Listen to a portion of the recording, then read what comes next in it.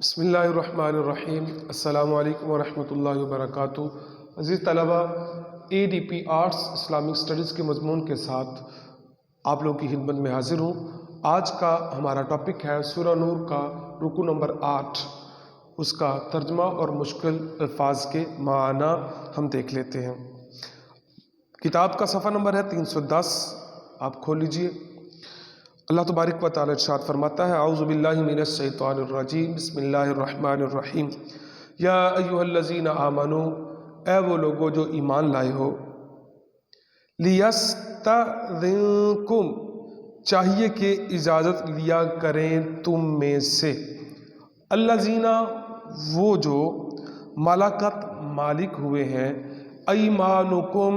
تمہارے دائیں ہاتھ، یعنی لونڈی یا غلام، یعنی کہ جو کسی لونڈی یا غلام کے مالک ہیں وہ اجازت لیں۔ والذین لم یبلغوا الحلم، اور وہ جو نہیں پہنچے بلوغ کو، بالغ نہیں ہوئے، منکم، تم میں سے، ثلاث مرات، تم میں سے 3 دفعہ اجازت لیں، من قبل صلاۃ الفجر، فجر کی نماز سے پہلے، وحین تدعون، جب تم اتار دیتے ہو، ثیابکم، اپنے کپڑے، یعنی کہ یہ وہ وقت ہوتا ہے جب بندہ بے حیالی کے اندر لیٹا ہوا ہوتا ہے۔ عورتیں ہوتی ہیں، ان کے سروں پہ دوپٹہ نہیں ہوتا، تو بے حیالی، کیونکہ گھر کا ماحول ہوتا ہے اور کوئی نہیں ہوتا، سارے محارم ہوتے ہیں، تو اس وقت وہ سارے کے سارے اپنے کمرے کے اندر ریلیکس ہو کے لیٹے ہوئے ہوتے ہیں۔ من ظہیرۃ، دوسرا جو ہے دوپہر کے وقت، ومن بعد صلاۃ العشاء، اور عشاء کی نماز کے بعد، یعنی کہ وہ بچے بھی جو بالغ نہیں ہوئے وہ بھی ان 3 اوقات کے اندر اجازت لے کر گھر کے اندر داخل ہوں۔ ثلاث عورات لکم، یہ 3 وقت جو ہیں یہ عورتوں کے پردے کے ہیں۔ لیس علیکم، تمہارے لیے نہیں ہے، ولا علیہم، اور نہ ہی تم پر ہے، جناح، گناہ، بعدہن، ان اوقات کے بعد، یعنی کہ ان 3 اوقات کے علاوہ آپ جب چاہیں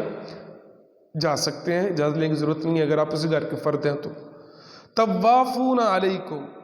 تم پر چکر لگاتے رہتے ہیں، بعضکم، بعض تمہارے، علی،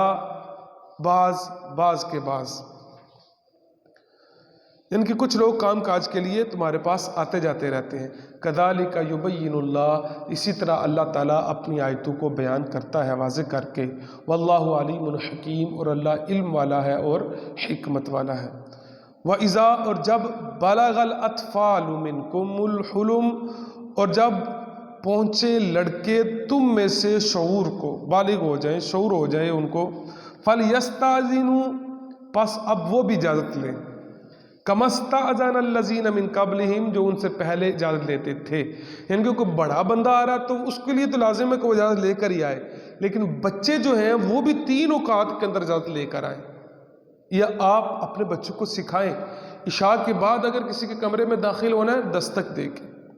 فجر سے پہلے داخل ہونا ہے تو دستک دے کے، اجازت لے کے، دوپہر کو کمرے کے اندر داخل ہونا ہے تو اجازت لے کے، یہ بچوں کو سکھانا ہے، بچوں کے لیے، نابالغ بچوں کے لیے۔ بڑوں کے لیے تو پھر حکم یہ ہے کہ وہ پوچھ کے جائیں، بلا اجازت کے اندر وہ داخل نہ ہوں۔ کذالک یبین اللہ لکم آیاتی، اسی طرح اللہ تعالیٰ اپنی آیتیں کھول کھول کے بیان کرتا ہے۔ واللہ علیم حکیم، اور اللہ علم والا بھی ہے اور حکمت والا بھی ہے۔ اچھا، ان آیات کے اندر اولاد کے لیے بھی حکم ہے کہ اولاد بھی جب پیرنٹس کے روم کے اندر جائے تو اس کو اجازت لے کر جائے، بغیر اجازت نہ لے۔ والقواعد من النساء،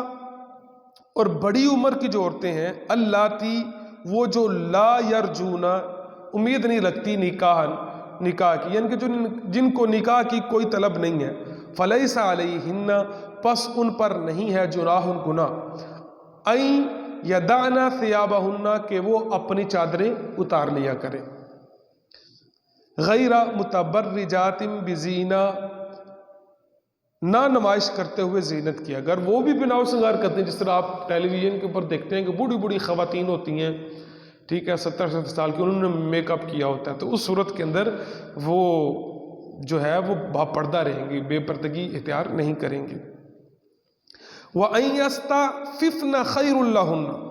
اور اگر اس سے بھی وہ بچیں، اللہ آگے کہہ رہا ہے کہ اگر وہ عورتیں بھی اس سے بچیں تو خیر اللہن، یہ ان کے لیے بہتر ہے۔ واللہ سمیع علیم، اور اللہ سننے والا بھی ہے اور جاننے والا بھی ہے۔ لیس علی الاعمی حرج، اندھے پر کوئی گناہ نہیں ہے، ولا علی الاعرج حرج، اور لنگڑے پر بھی کوئی گناہ نہیں ہے، ولا علی المریض، اور مریض پر بھی کوئی گناہ نہیں ہے، ولا علی انفسکم، اور نہ ہی تمہاری اپنی جانوں پر کوئی گناہ ہے، ان تاکلوا، اگر تم کھاؤ، من بیوتکم، اپنے گھروں میں سے، یعنی کہ اندھا، لنگڑا، مریض اور تم خود اپنے گھروں میں سے کھا سکتے ہو، او بیوت آبائکم، اپنے باپوں کے گھروں میں سے کھا سکتے ہو،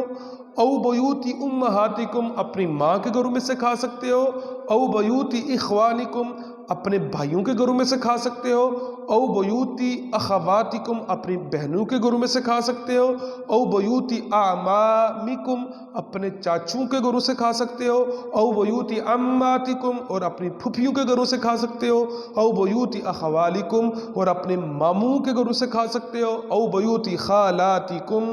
اور اپنی خالہ کے گھروں سے کھا سکتے ہو، او ما ملکت، یا اس کے کہ تمہاری سپردگی میں ہو، مفاتیحہ،